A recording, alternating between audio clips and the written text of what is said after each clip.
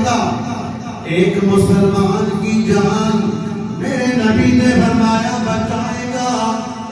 وہ ایسے سمجھے کہ میں نے ساری دنیا میں انسانوں کی جانوں کو بچا لیا ہے،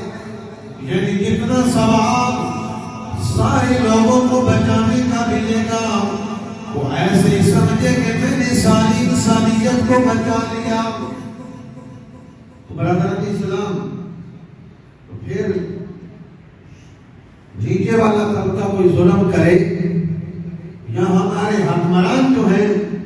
ہر آئے وہ ظلم کر رہے ہیں، یا 2 دن پہلے جو طریقے لبیک پر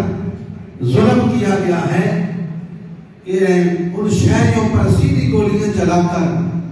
ان کو قتل کیا گیا ہے، تو یہ حکمران یہ نہ سمجھیں کہ ہم نے جو ظلم کیا ہے اس سے بچ پائیں گے۔ جس جماعت سے بھی ہوں یا پہلے جو جتنی جماعتیں ہم نے ماضی قریب میں دیکھی ہیں، ہم نے اپنی آنکھوں سے دیکھ چکے ہیں کہ جنہوں نے بھی ظلم کیا ہے،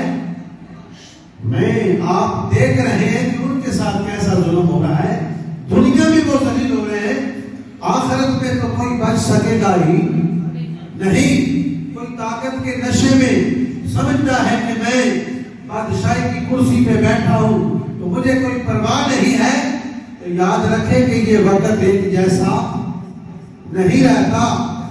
آج اگر جوان ہے تو کل بڑھاپا بھی آئے گا، آج صبح ہے تو شام بھی آئے گی، سورج نکلا ہے تو غروب بھی ہوگا۔ تو برادران اسلام، سدا بادشاہی اس خدا کی ہے جس نے کائنات کو پیدا کیا ہے، اس لیے کوئی ظالم یہ نہ سمجھے کہ میں ظلم کر کے بچ جاؤں گا یا کوئی بچیا ہو۔ تو برادران اسلام، ہمارے حکمرانوں کو بھی یہ حساب دینا پڑے گا۔ بہت سے ایسے ظالم بھی گزرے ہیں جن کی موت پھر پہلے اپنی نشے میں، طاقت کے نشے میں ظلم کرتے رہے، لیکن بعد میں ایسا وقت آیا کہ ایسے ذلیل ہو کے مرے، ایسے عذابوں میں مبتلا ہو کے مرے۔ اللہ تعالیٰ نے انہیں ایسے بری عذاب دیے، بڑے بڑے سخت عذاب دیے، تو آخرت میں تو ذلیل ہو گئی ہوں، اور وہ دنیا پر بھی ذلیل ہوں گے، اللہ تعالیٰ ان کو ذلیل کرے گا۔